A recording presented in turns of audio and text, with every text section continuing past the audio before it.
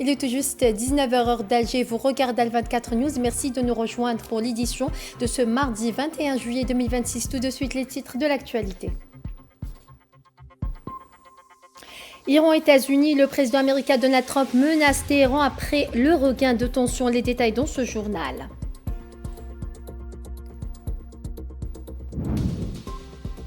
Union africaine, l'Algérie plaide pour une réponse continentale renforcée contre le terrorisme.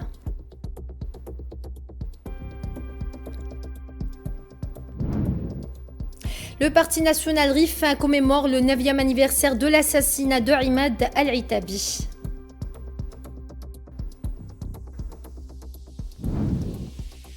Liban-États-Unis, le président américain Donald Trump accueille le président libanais Joseph Aoun à la Maison-Blanche à Washington. On fait le point dans ce journal.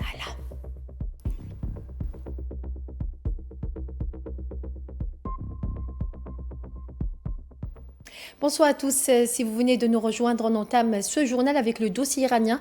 Le président américain Donald Trump a déclaré que le cessez-le-feu avec l'Iran était officiellement terminé, marquant l'effondrement du protocole d'accord signé en juin 2026. Washington a accentué ses menaces contre Téhéran, promettant de cibler des infrastructures. Commentaire Safwan Ben Sabri.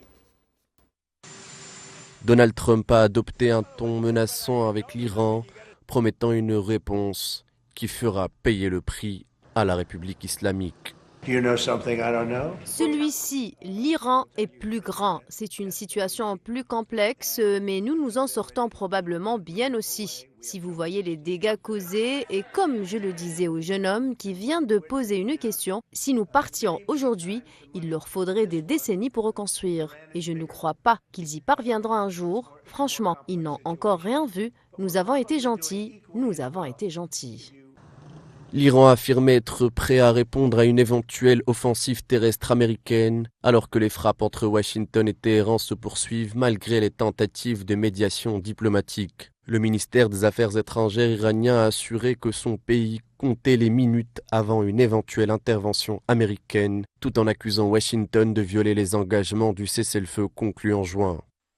Le commandement central américain a annoncé dans la soirée du 20 au 21 juillet une série de nouvelles frappes visant des infrastructures militaires iraniennes, notamment des centres de commandement, des systèmes de défense aérienne, des capacités navales, des sites de missiles et de drones. Selon Washington, ces opérations visent notamment à réduire la capacité de Téhéran à menacer le trafic maritime dans le détroit d'Ormuz. De son côté, l'Iran a intensifié ses représailles en prenant pour cible les intérêts américains dans la région, notamment en Jordanie, au Koweït et en Syrie. Des installations militaires, mais aussi des infrastructures civiles et des usines de dessalement au Koweït ont été touchées. Téhéran a également revendiqué des attaques contre des positions américaines en Syrie et menacé de bloquer le détroit d'Ormuz.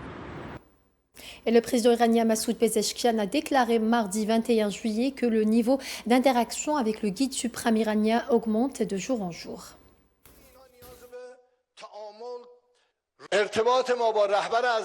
Notre lien avec notre cher guide suprême se renforce de jour en jour. Il doit continuer de se renforcer afin que nous puissions résoudre nos problèmes en suivant ses conseils. Du vivant du guide suprême, je n'ai rencontré aucune difficulté dans mes fonctions de responsable exécutif. Chaque fois que j'ai rencontré des obstacles, il s'est dressé à nos côtés, telle une montagne inébranlable, les écartant un à un. Comme vous le savez, tous les succès que nous avons obtenus ces 2 dernières années sont dus au soutien et au conseil du guide suprême martyr. Et le ministre iranien de l'Intérieur Iskandar Momini a officiellement rencontré le premier ministre pakistanais Sharif Shehbaz ce mardi 21 juillet 2026 à Islamabad. Cette rencontre de haut niveau s'inscrit dans un contexte de forte tension géopolitique au Moyen-Orient marqué par l'effondrement d'un accord intérimaire de cessez-le-feu entre l'Iran et les États-Unis et les menaces du président Trump de cibler l'Iran de nouveau.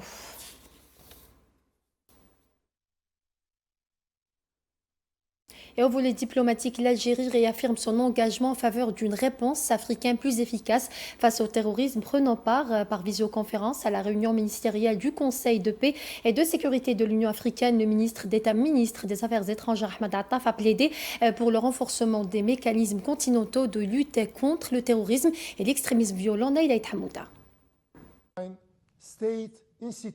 Cette rencontre a porté sur le renforcement des mécanismes continentaux, tant sur le plan institutionnel qu'opérationnel, notamment dans le cadre du futur plan d'action stratégique africain de lutte contre le terrorisme pour la période 2026-2030. Une initiative qui s'inscrit dans les propositions du président de la République, Abdelmadjid Tebboune, en sa qualité de champion de l'Union africaine pour la lutte contre le terrorisme et l'extrémisme violent. Premièrement, nous devons poursuivre le renforcement de notre cadre institutionnel et juridique. Le terrorisme évolue en permanence et notre réponse collective doit évoluer au même rythme. L'Afrique a besoin d'une vision stratégique commune, appuyée par des instruments juridiques solides, une coordination renforcée et une mise en œuvre efficace, tant au niveau continental que national. À cet égard, l'Algérie se félicite vivement du nouveau plan d'action stratégique continental.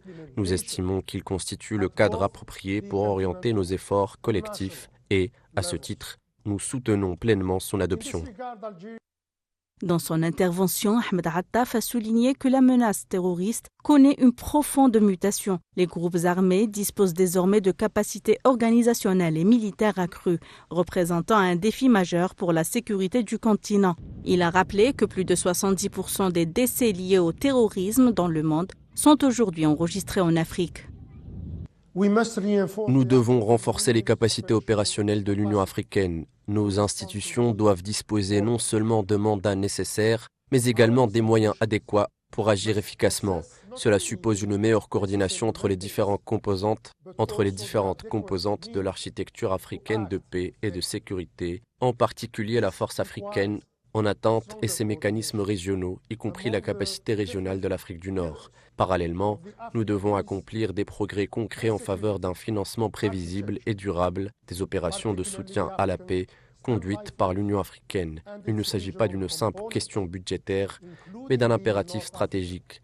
Les groupes terroristes opèrent au-delà des frontières, exploitent les vulnérabilités régionales et se déplacent rapidement d'un théâtre d'opération à un autre. Notre réponse collective doit donc être suffisamment financée et dotée de la souplesse nécessaire. Ahmed Attaf a par ailleurs appelé à approfondir le partenariat entre l'Union africaine et les Nations unies, rappelant les efforts déployés par l'Algérie au Conseil de sécurité, notamment lors de sa présidence en janvier 2025, qui avait abouti à l'adoption d'une déclaration présidentielle contre le terrorisme. Premièrement, nous devons poursuivre le renforcement de notre cadre institutionnel et juridique. Le terrorisme évolue en permanence et notre réponse collective doit évoluer au même rythme.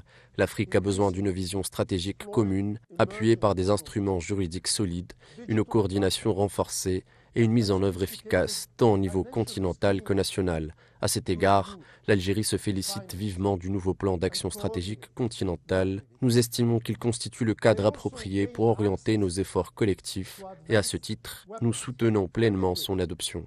En conclusion, le ministre d'État a réaffirmé la conviction de l'Algérie que l'Afrique dispose de toutes les capacités nécessaires pour vaincre durablement le terrorisme à travers une action collective, coordonnée et fondée sur le triptyque sécurité, développement et coopération internationale. Autre information de ce journal, le ministre délégué auprès du ministre de la Défense nationale, chef d'état-major de l'armée nationale populaire, le général d'armée Saïd Chengriha, a présidé ce mardi au siège du ministère de la Défense nationale une cérémonie en l'honneur des cadets de la nation lauréats du baccalauréat session 2026. À cette occasion, le général d'armée Saïd Chengriha a prononcé une allocution dans laquelle il a tenu à transmettre aux lauréats les félicitations du président de la République algérienne Abdelmadjid Tebboune ainsi que ses propres félicitations pour les excellents résultats obtenus par les écoles des cadets de la nation lors de cette session. Le général d'armée a fait mention des remarquables résultats obtenus par les cadets de la nation qui, à l'instar des années précédentes, ont obtenu un taux de réussite de 100%, réaffirmant ainsi leur volonté inébranlable pour réussir et exceller.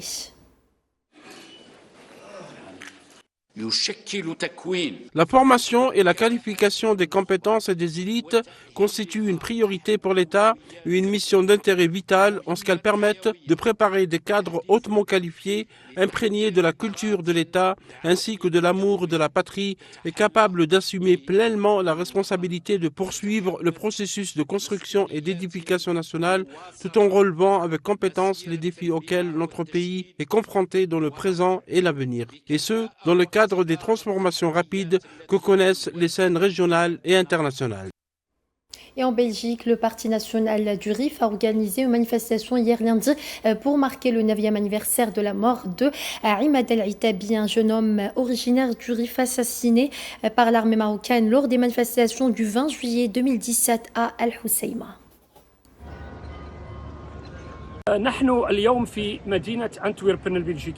Nous sommes dans la ville belge d'Anvers pour commémorer le 9e anniversaire de la mort du jeune Imad El-Itabi, tué par balle par l'armée d'occupation marocaine, lors des manifestations pacifiques du RIF en 2017. 9 années après ce crime, les interrogations persistent sur la vérité et la justice. Et qui a donné l'ordre? Et pourquoi aucune enquête indépendante n'a été ouverte pour dévoiler toute la vérité?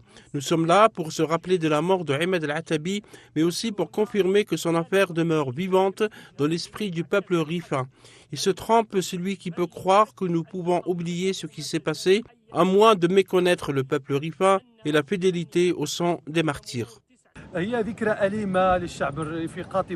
C'est un souvenir douloureux pour l'ensemble du peuple rifain. C'était un jeune qui a répondu aux appels et aux slogans du Hirak du RIF, préférer la mort à l'humiliation. Elle était sortie pour faire entendre la voix de tous les rifains, mais a été assassinée par balle de la traîtrise de l'armée d'occupation marocaine. D'autres rifains ont été assassinés dans les mêmes conditions. Nous continuons à militer jusqu'à ce que les violations et ces crimes soient reconnus. Nous continuons de lutter pour l'indépendance du RIF. Chaque année, nous continuons de sortir dans la rue pour cet anniversaire et pour d'autres évoquant les drames des rifains. Nous serons toujours présents. Le régime marocain qui occupe le pays du RIF doit dégager. Il doit laisser le RIF à ses enfants.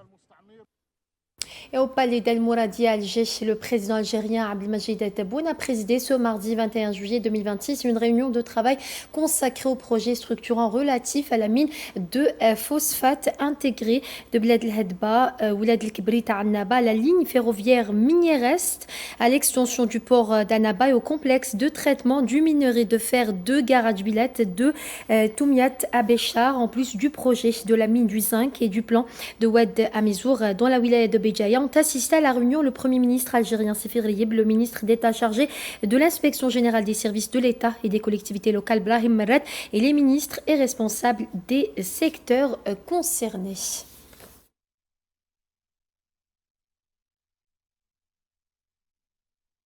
En Algérie, toujours, le président de la République, Abdelmadjid Tebboune, a reçu mardi l'ambassadrice de Norvège, Thérèse Loken Gisèle, qui lui a rendu visite d'adieu au terme de sa mission en Algérie. Le chef de l'État a également reçu mardi l'ambassadeur du Vietnam, Tran Quoc Khan, et qui lui a rendu visite d'adieu au terme de sa mission en Algérie. L'ambassadeur de Colombie, José Antonio Solart Gomez, a également rendu visite d'adieu au président algérien, Abdelmadjid Tebboune, au terme de sa mission en Algérie.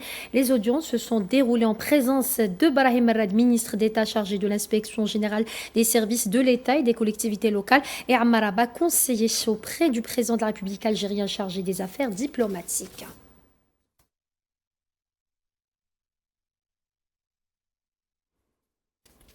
Toujours en Algérie, la Société algérienne des industries électriques et gazières, filiale du groupe Sonalgaz, a procédé mardi au lancement d'une opération d'exportation de 200 bornes de rechargement pour véhicules électriques fabriquées au niveau de ses unités Al-Ulma à Sétif.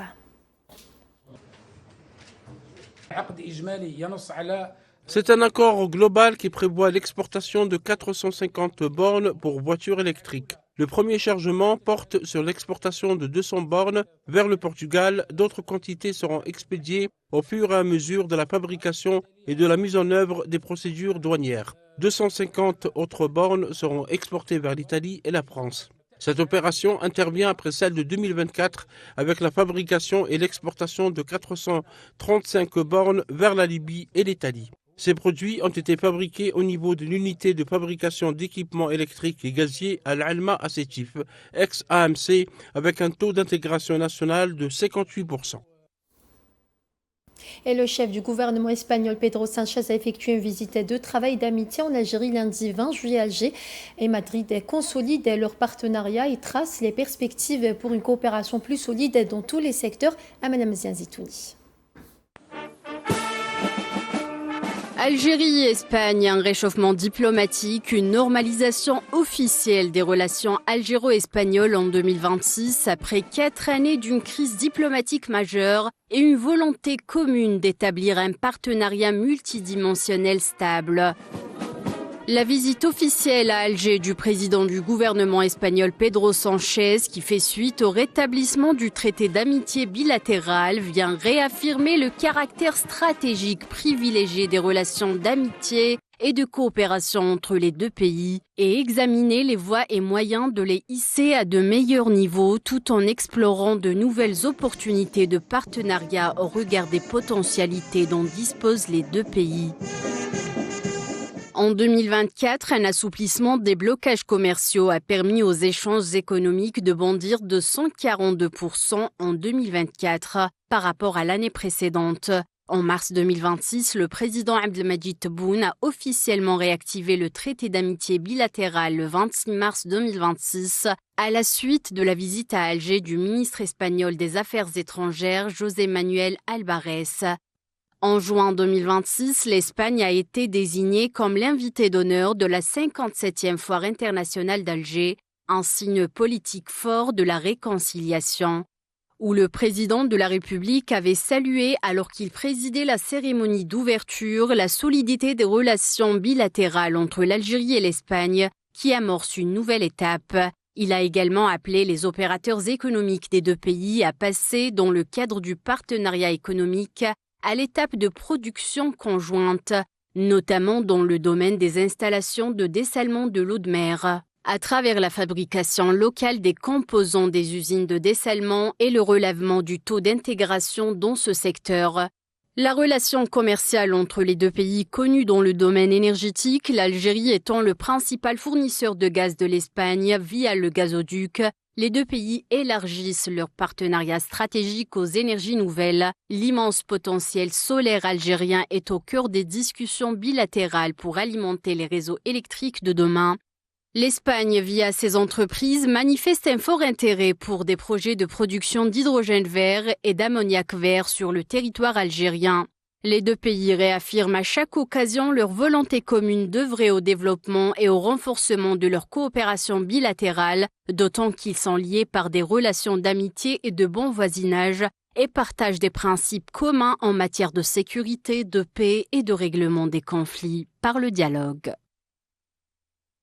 Et en Palestine occupée, l'agression génocidaire sioniste contre la bande de Gaza fait 73 293 martyrs et 173 906 blessés, en majorité des femmes et des enfants depuis le 7 octobre 2023, selon un nouveau bilan communiqué ce mardi par les autorités sanitaires palestiniennes.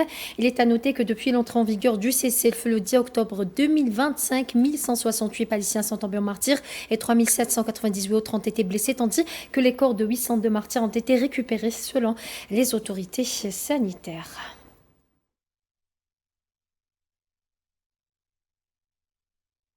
Et 5 Palestiniens ont été blessés mardi, dont 2 agressions distinctes en Cisjordanie et dans la bande de Gaza lors d'une attaque menée par des colons contre des habitants à l'est de Jénine et de tirs des forces d'occupation sionistes à Khan Younes au sud de la bande de Gaza.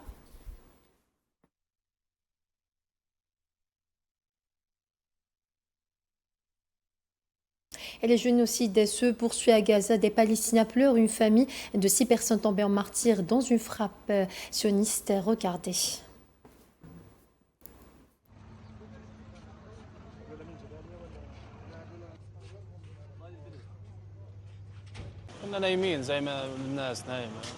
Nous dormions comme tout le monde lorsque nous avons été surpris par cette attaque perfide. Le feu s'est propagé dans la maison comme une traînée de poudre.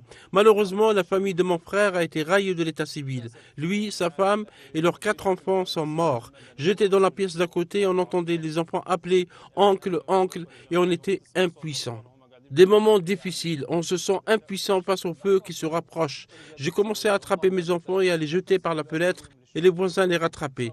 Ma mère, une femme âgée, nous avons dû la retenir et la pousser par la fenêtre car les flammes se rapprochaient. La protection civile, que Dieu les bénisse, a fait tout son possible, mais les ressources du pays sont très limitées. Ils ont passé 2 heures à éteindre l'incendie. Que vaudrait-il d'eux ? Et des milliers de colons sionistes ont marché vers la frontière avec Gaza. Objectif, faire pression pour des colonies sionistes dans l'enclave palestinienne. Commentaire Imen Marat. Ils avancent vers la frontière de Gaza en brandissant des drapeaux de l'entité sioniste. Parmi les éléments de langage, un même mot d'ordre, envahir Gaza. Ces colons, le génocide à Gaza est une occasion historique de relancer un projet qui n'ont en réalité jamais abandonné, le rétablissement des colonies sionistes dans la bande en 2005. Cet acte s'inscrit dans une vision idéologique défendue depuis des décennies par le courant sioniste national religieux qui projette d'annexer Gaza à l'espace sous occupation sioniste avec le retour de colons sionistes et l'implantation de nouvelles colonies. Pour les organisateurs de ce mouvement, la recolonisation de Gaza constitue l'aboutissement de leur projet messianique. Ils estiment que l'après-génocide doit ouvrir la voie à une occupation sioniste durable sur ce territoire, au-delà des seules considérations sécuritaires fallacieuses. Les Palestiniens, eux, dénoncent à juste titre un projet d'annexion et une remise en cause de toute perspective d'un État palestinien. La communauté internationale continue de rappeler, sans pour autant agir, que les colonies sionistes dans les territoires palestiniens occupés sont considérées comme illégales au regard du droit international et qu'un retour des implantations à Gaza compromettrait davantage les perspectives d'une solution politique. Au-delà de cette entreprise coloniale, c'est donc un énième sacrilège sur l'avenir même de Gaza qui se dessine. Un territoire palestinien dont l'entité sioniste rêve de faire renaître les colonies par le sang des martyrs palestiniens dont la terre est imbibée et qui est en réalité le droit des Gazaouis à vivre sur leur terre et à préserver leur enracinement dans la bande de Gaza malgré le poids de sacrifices. Et les Nations Unies ont mis en garde contre l'intensification des agressions menées par des colons sionistes contre les Palestiniens en Cisjordanie occupée, soulignant que ces violences continuaient de faire des victimes et de provoquer des dégâts matériels ainsi que des déplacements de population.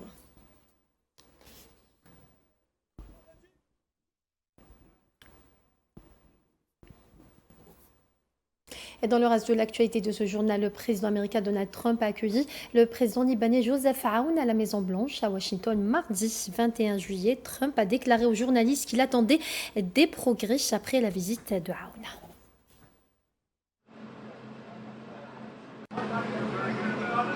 Je suis très optimiste quant à la situation au Liban. C'est un grand plaisir d'avoir le président ici, un président très respecté, et nous attendons de nombreux progrès. En France, les sénateurs français ont approuvé mardi l'interdiction d'accès aux réseaux sociaux pour les enfants de moins de 15 ans, alors que les inquiétudes ne cessent de croître partout dans le monde quant à l'impact des réseaux sociaux sur la santé et la sécurité des mineurs.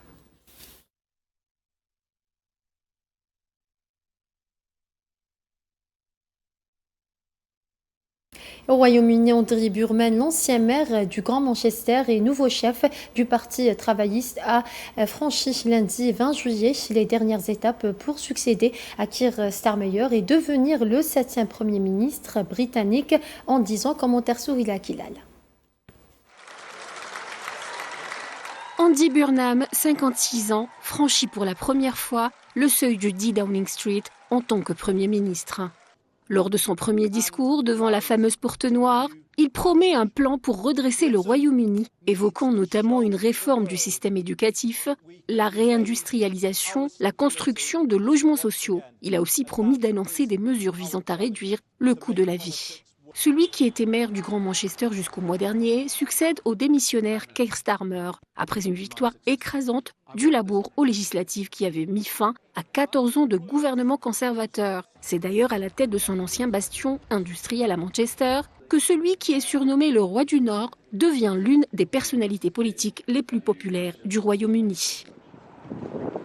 Andy Burnham va devoir répondre à de nombreux défis. Au premier rang desquels une croissance économique à tonnes et une crise persistante du coût de la vie. Sa marge de manœuvre est faible en raison d'une dette publique très élevée.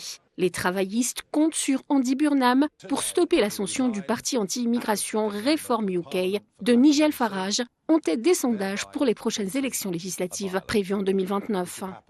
Inconnu sur la scène internationale, Andy Burnham devrait s'inscrire en matière diplomatique dans la continuité de son prédécesseur sur les grands dossiers comme l'Ukraine ou les liens avec l'UE. Mais il pourrait adopter une ligne plus dure à l'égard de l'entité sioniste, reflétant la position de l'aile gauche du Parti travailliste sur le génocide à Gaza.